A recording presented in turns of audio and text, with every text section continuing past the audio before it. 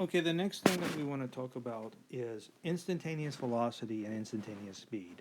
Previously, we've been talking about average velocity and average speed, but what about the velocity or the speed at a particular instant in time? So let's talk about first the idea of instant velocity or instantaneous velocity. And so what we want to consider, again, I've drawn my little picture, I've got this curving path.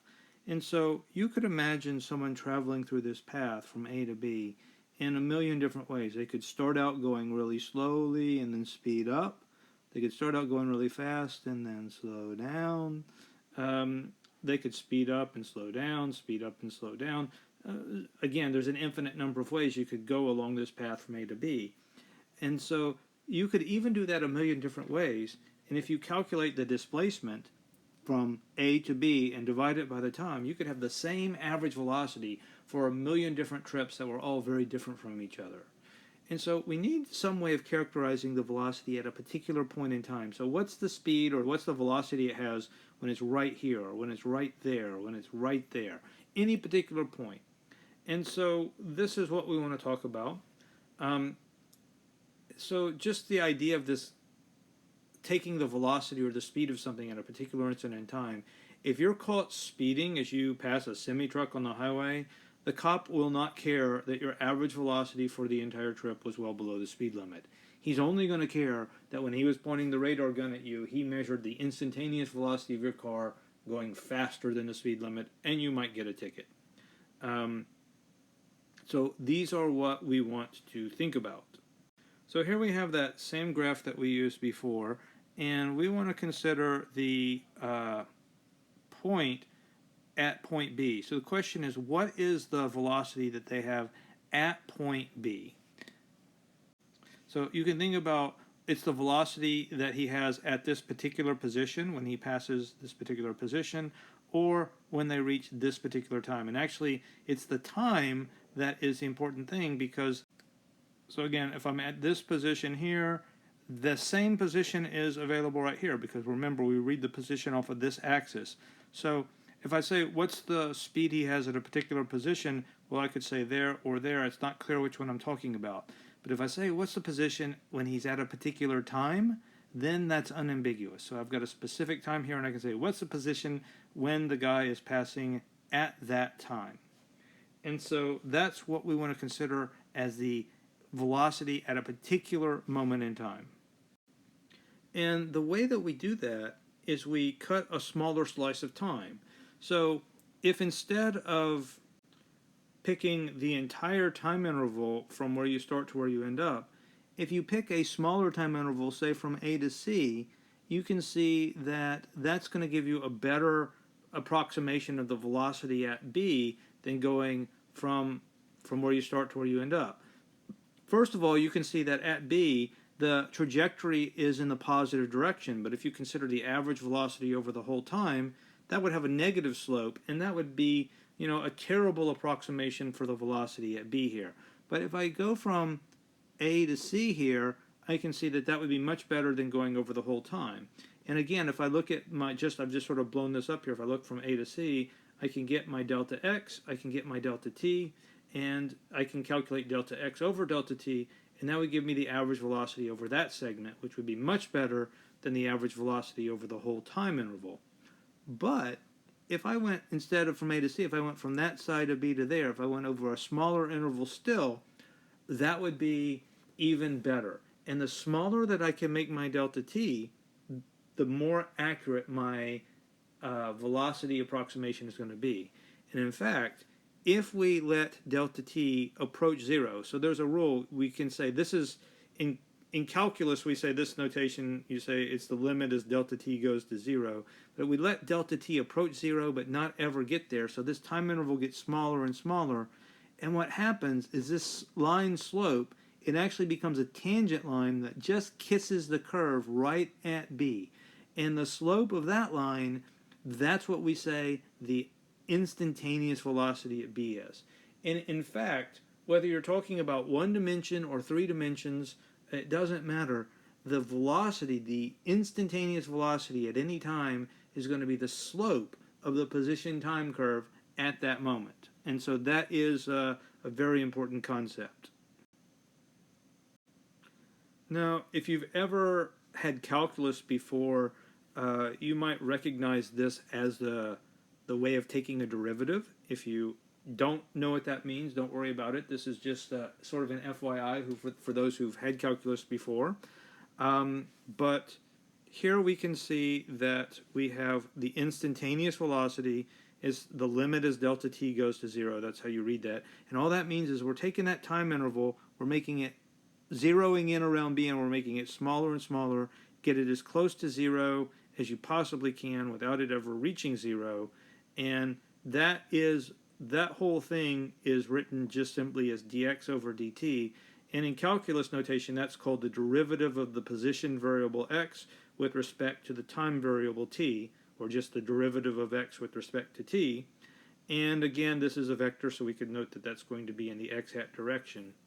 But that is the way that we calculate instantaneous velocities, and generally you have to have calculus to be able to calculate the instantaneous velocity.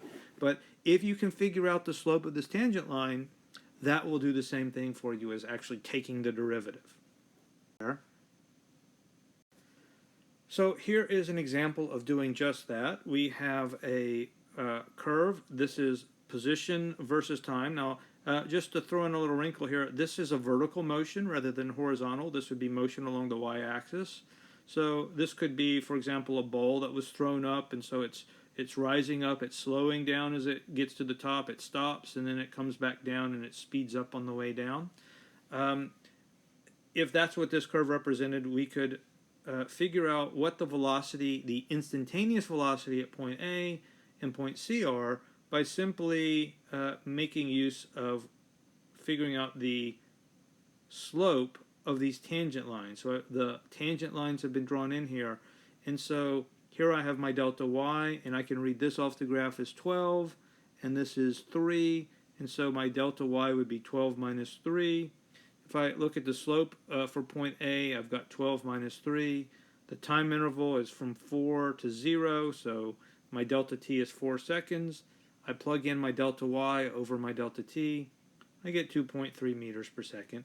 And you can see that the slope here is clearly in the positive direction.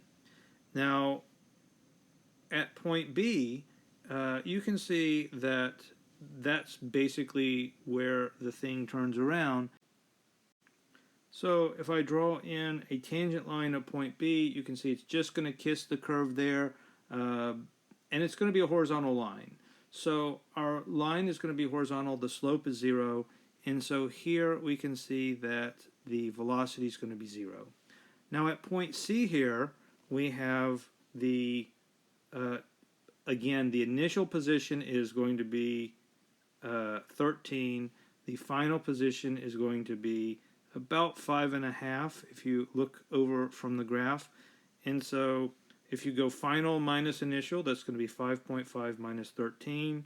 Then you're divided by the time interval, and you end up with, and there's a little mistake here, that should actually be minus 2.3 meters per second, because 13 is bigger than 5.5, so you're going to end up having this be negative. And again, you can actually see that this slope is negative, so that gives you the correct value. So let's look at example 2. Here I have a function. This is the position as a function of time. So again, what does that mean? I plug in any time period t, 3 seconds, 50 seconds, it doesn't matter. I plug in that value of t, and then I just calculate the numbers, and that'll tell me what the x position of that particle is at that time t. And so the question here is we want to determine the initial position of the particle and the average velocity between the times t equal to 0 and t equal to 5. Now, the last question, determine the instantaneous velocity. That's something for my engineering physics students because that requires calculus. So I just wanted to put it in there to point out that this is something that can be done.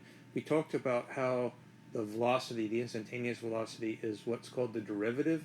And if you take calculus, there's a whole series of techniques that you learn for finding the derivatives of different functions. But that's beyond the scope of this course, so you guys won't have to worry about it. But we can do the first two parts, finding the initial position of the particle and the average velocity of the particle between any two times. So the first part of the question is to find the initial position of the particle, and what we mean by initial position is simply the position when the time is equal to 0. And so if I plug in t equal to 0 there, I'm going to have 0 squared, which is 0. That's going to make this whole term 0, because anything multiplied by 0 is 0. Same thing here, I've got minus 5 times 0, and I plug t equal to 0 there. And so I'm left with just 10 meters. And so the position x of 0 of t equal to 0 is going to be 0 minus 0 plus 10 meters. And that gives me my answer. That is the initial position. Now, how do we find the average velocity over the time interval t equal to 0 and t equal to 5? Well, what we want to do is we want to use the definition of average velocity, which is the change in position divided by the change in time. And so again, that's going to be the final position minus the initial. So it's final minus initial divided by the final time minus the initial time. Now we already know, we just did on the last slide, that the initial position, x at t equal to 0 seconds, and sometimes that's called x sub naught to tell me that that's the t equal to 0 position. We saw that was 10 meters. And so now all we need to do in order to plug into this formula, we need to calculate the final position, and that would be x at t equal to 5 seconds. And so I just plug in 5 seconds into my formula, and it was 2t squared minus 5t plus 10. I plug in my 5 seconds, I square it here, I have it just to the 1 power there, and so that gives me 25 times 2 is 50, minus 25, so that gives me 25, then plus 10, that leaves me with 35. And so my average velocity is going to be the change in position, which is 35 meters minus 10 meters, because again, that was my x naught. We're doing x final minus x initial divided by t final minus t initial, and that leaves me with 35 minus 10 gives me 25 divided by 5 meters per second. That would be the average velocity. Now we've been talking about instantaneous velocity. We can also ask about what the speed of an object is at a particular instant in time. That would be its instantaneous speed. And so we want to remember that velocity is a vector, and that means it has both a direction and a magnitude. So we can say that the magnitude of the instantaneous velocity vector, that's going to be found by dividing an infinitesimally small distance by an infinitesimally small time, and that's going to be the speed the object has at that point in time, the little sliver of time that we're taking. And so what that means, the long and the short of it is that the magnitude of the instantaneous velocity vector is the instantaneous speed. And so what that means is that if you're given a homework problem where you're asked to calculate the speed, you need to first figure out which kind of speed you're talking about, because you have now two different kinds of speed that you can calculate.